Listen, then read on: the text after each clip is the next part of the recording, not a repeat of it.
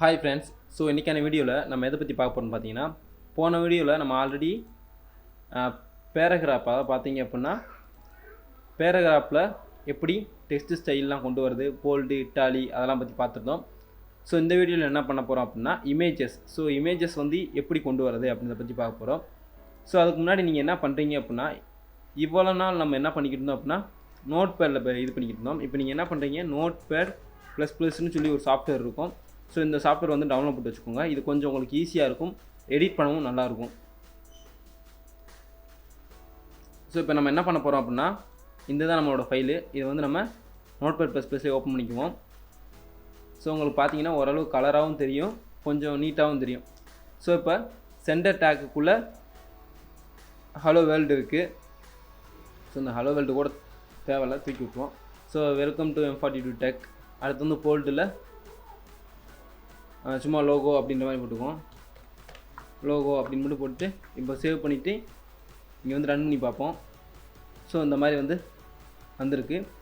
இப்போ நம்ம என்ன பண்ண போகிறோம்னா ஒரு இமேஜ் ஆட் பண்ண போகிறோம். ஸோ ஒரு இமேஜ் ஆட் பண்ணுறதுக்கு உங்களுக்கு இம்பார்ட்டண்ட்டாக தெரிய வேண்டிய டேக் பார்த்தீங்கன்னா IMG. ஸோ இது வந்து இமேஜ் ஆட் பண்ணுறதுக்கான டேக்கு IMG SRC. So SRC means என்னன்னா சோர்ஸ். ஸோ சோர்ஸ் வந்து எங்கே, இமேஜோட சோர்ஸ் எங்கே அப்படின்னா, இப்போ இந்த ஃபைலு இருக்கிற லொக்கேஷன் மேலே பார்த்தீங்கன்னா C:\, யூசருக்குள்ளே முத்துப்பாண்டி BE டெஸ்க்டாப்புக்குள்ளே வந்து கிடக்கு. ஸோ இந்த ஃபைல் இருக்க லொக்கேஷன் டெஸ்க்டாப். ஸோ நீங்கள் வந்து மேக்ஸிமம் இந்த ஃபைல் இருக்க லொக்கேஷன்லேயே வந்து கொடுத்துக்கிட்டீங்க இமேஜ் அப்படின்னா உங்களுக்கு வந்து ஈஸியாக காமிச்சிடும். இப்போ வந்து நான் ஃபைல் இருக்க லொக்கேஷன்லேயே பார்த்தீங்க அப்படின்னா ஒரு இமேஜ் போட்டிருக்கேன்,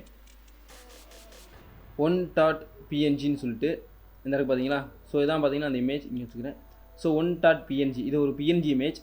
ஸோ நீங்கள் PNG தான் கொடுக்கணுமான்றதும் கிடையாது, JPG கொடுக்கலாம், வெப் இமேஜாகவும் கொடுக்கலாம், அதாவது வெப் ஃபைல்னு சொல்லுவாங்க, அந்த இமேஜாகவும் கொடுக்கலாம், ஜிஃபாகவும் கொடுக்கலாம். ஸோ இமேஜ் ஃபார்மேட் எதுனா நீங்கள் கொடுக்கலாம். வெப்பில் பார்த்தீங்க அது அப்படின்னா லோட் ஆகும்.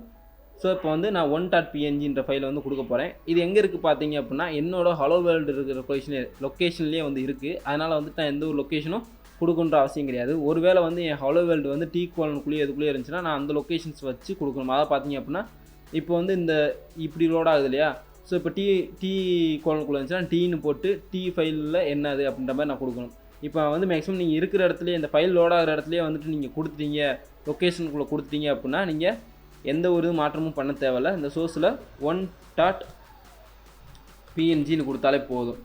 இப்போ என்ன பண்ணுறீங்க, க்ளோஸ் பண்ணிடுறீங்க இமேஜை.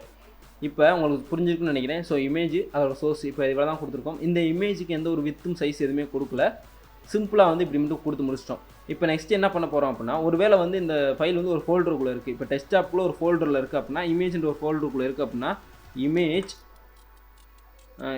IMGன்ற ஒரு ஃபோல்டருக்குள்ளே இருக்குன்னா இப்படி. ஸோ IMGன்ற ஃபோல்டருக்குள்ளே இந்த இமேஜ் கிடக்கு அப்படின்ற மாதிரி. ஸோ நீங்கள் இருக்கிற லொக்கேஷனில் ஃபோல்டர் போட்டிங்க அப்படின்னா அந்த மாதிரி டிஃபைன் பண்ணணும். இல்லை டேரெக்டாக உங்கள் ஃபைலும் அதுவும் ஒரே லொக்கேஷனில் கிடக்குன்னா இந்த மாதிரி இண்டிகேஷன் பண்ணால் போதும். ஸோ இப்போ நம்ம வந்து இதை ரன் பண்ணுவோம்.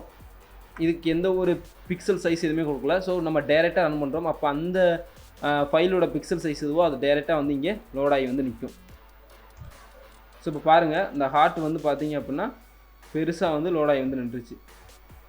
ஸோ இந்த பக்கம் போனீங்க அப்படின்னா இங்கே இப்படி வந்தீங்க அப்படின்னா ஸோ இங்கே ஸோ இந்த மாதிரி பெருசாக வந்துருச்சு. இப்போ நம்ம என்ன பண்ணலாம் அப்படின்னா, இந்த ஃபைலுக்கு இந்த இமேஜுக்கு ஒரு சைஸ் வைக்கலாம். ஸோ அந்த சைஸ் வந்து பார்த்தீங்கன்னா 2 டைப்பில் வைக்கலாம். ஸோ 2 டைப்புன்றது ஒன்று பர்சன்டேஜில் வைக்கலாம், அப்படி இல்லாட்டி பிக்சலில் வைக்கலாம். ஸோ இந்த ரெண்டுக்குமே பார்த்தீங்க அப்படின்னா டிஃப்ரென்ஸ் வந்து இருக்குது. உங்களுக்கு ரெண்டுக்குமே வந்து டிஃப்ரென்ஸும் காமிக்கிறேன். வந்து ஸ்டைல் எழுதுவோம். ஸோ ஸ்டைலில் வச்சாலும் ஓகே தான், இல்லாட்டி வித்துன்னு போட்டு வச்சாலும் ஓகே தான். வித்துன்னு நீங்கள் போட்டு வைக்கிறதுக்கு பதிலாக ஸ்டைல் எழுதி பழகுங்க, அதான் உங்களுக்கு பின்னாடி ஹெல்ப்ஃபுல்லாக இருக்கும். ஸோ ஸ்டைலுன்னு போட்டுட்டு இது வந்து CSS ஃபார்மேட். ஸோ ஸ்டைலுன்னு போட்டு டபுள் கோட்ஸ்குள்ளே வித்து அப்படின்னு மட்டும் போட்டுக்கோங்க. ஸோ வித்துன்னு போட்டுட்டு கோலன் பிக்சலில் வைக்கிறேன் 150px அப்படின்னு வச்சேன் அப்படின்னா 150px மட்டும்தான் அதோட வித்து இருக்கணும் அப்படின்னு சொல்கிறேன். சேவ் பண்ணிக்கிறேன். சேவ் பண்ணால் இங்கே ரெட்டாக இருக்கிறது நீளமாக மாறும், அதெல்லாம் உங்களுக்கு தெரியும். இப்போ வந்து நான் ரிஃப்ரெஷ் பண்ணுறேன். ஸோ ரிஃப்ரெஷ் பண்ணுறப்ப இப்போ பாருங்கள் 150pxக்கு வந்து எனக்கு நின்றுச்சு. ஸோ இப்போ நான் pxயில் வச்சுருக்கேன். இப்போ பர்சன்டேஜில் வந்து வைக்கிறேன் அப்படின்னா நான் எப்படி வைக்கணும், 50% அப்படின்னு வச்சு சேவ் பண்ணிவிட்டு ரிஃப்ரெஷ் பண்ணுறேன். ஸோ 50% இப்படின்னு வந்து நிற்கும். ஸோ பர்சன்டேஜ் கூட குறைச்சிக்குவோம், ஒரு 40 இல்லாட்டி 30 வச்சுக்குவோம். ஏன்னா பெருசாக இருக்கும். ஸோ இப்படி வந்துடும். இப்போ உங்களுக்கு இந்த பர்சன்டேஜில் வைக்கிறதுக்கும் இப்போ பிக்சலில் வைக்கிறதுக்கும் ஒரு சின்ன டிஃப்ரென்ஸ் காமிக்கிறேன். ஸோ பர்சன்டேஜில் வச்சோம்னா ரெஸ்பான்சிவாக இருக்கும், பிக்சலில் வச்சோம்னா ரெஸ்பான்சிவ் இருக்காது. அதை எப்படி பார்க்கலாம் அப்படின்னா, இப்போ வந்துட்டு நான் உங்களுக்கு 150 px தானே வச்சுருந்தேன். ஸோ 150 pxன்னு வச்சுருந்தேன். இப்போ நான் சேவ் பண்ணிட்டேன், ரெஃப்ரெஷ் பண்ணுறேன். ஸோ ரெஃப்ரெஷ் பண்ணுறப்ப பார்த்தீங்க அப்படின்னா எனக்கு இந்த இமேஜோட இது பார்த்தீங்கன்னா 150 px. ஸோ 150 pxல் இருக்குது. இப்போ நான் அது வந்து அப்படியே சுருக்கிறேன். ஸோ சுருக்கிட்டே வந்தேன் அப்படின்னா எனக்கு வந்து ரெஸ்பான்சிவ் இருக்காது. மேலே இருக்க லெட்டர் கூட எனக்கு ஓரளவு ரெஸ்பான்சிவ் இருக்கும். எனக்கு இது பார்த்தீங்க அப்படின்னா ரெஸ்பான்சிவ் இருக்காது. ஸோ உங்களுக்கு தெரியும்னு நினைக்கிறேன். ஸோ ரெஸ்பான்சிவ் இருக்கா இல்லையான்றதை நீங்கள் கீழே வந்து இந்த ஸ்க்ரோல் பாரை வச்சு கண்டுபிடிக்கலாம். ஸோ இது ரெஸ்பான்சிவ் கிடையாது. ரெஸ்பான்சிவ்னா நமக்கு இந்த கீழே இருக்க ஸ்க்ரோல் பாரே வரக்கூடாது. ஓகேங்களா? ஸோ இப்போ நம்ம இது வந்து பர்சன்டேஜில் மாற்றணும் அப்படின்னா நமக்கு ரெஸ்பான்சிவ் கிடைக்கும். எப்படின்னா, ஸோ மொத்த வெப்சைட்டுமே பர்சன்டேஜில் தான் வியூ ஆகும். ஸோ நீங்கள் அதில் ஒரு பர்டிகுலர் பர்சன்டேஜ் இது வியூ ஆகணும் அப்படின்னு வச்சிட்டிங்கன்னா, ஸோ நீங்கள் எவ்வளோ தான் சொல்லினாலும் அது பர்சன்டேஜில் தான் எடுத்து வியூ பண்ணிக்கிட்டு இருக்கும். இப்போ 30ன்னு வச்சாச்சு. இப்போ ரெஃப்ரெஷும் பண்ணியாச்சு. இப்போ பாருங்கள், இந்த இமேஜ் 30% இருக்குது. ஸோ 30% இருக்கப்போ நான் என்ன தான் சுருக்கினாலும் எனக்கு இமேஜ் வந்து சுருங்கிக்கும். ஸோ உங்களுக்கு புரியும்னு நினைக்கிறேன். ஸோ அந்த மொத்தத்துக்கு ஏற்ற மாதிரி எனக்கு இமேஜ் வந்து சுருங்கி காமிச்சிக்கும். சரி, ஓகே ஃப்ரெண்ட்ஸ். இப்போ இமேஜ் வந்து எப்படி ரெஸ்பான்ஸாக கொண்டு வரது, இமேஜை வந்து எப்படி இன்க்ளூட் பண்ணுறது, ஸோ இமேஜில் வந்துட்டு எப்படி செட்டிங்ஸ் செட் பண்ணுறது, இது தவிர்த்து அவ்வளோவா ரொம்ப பெரிய செட்டிங்ஸ்லாம் வராது.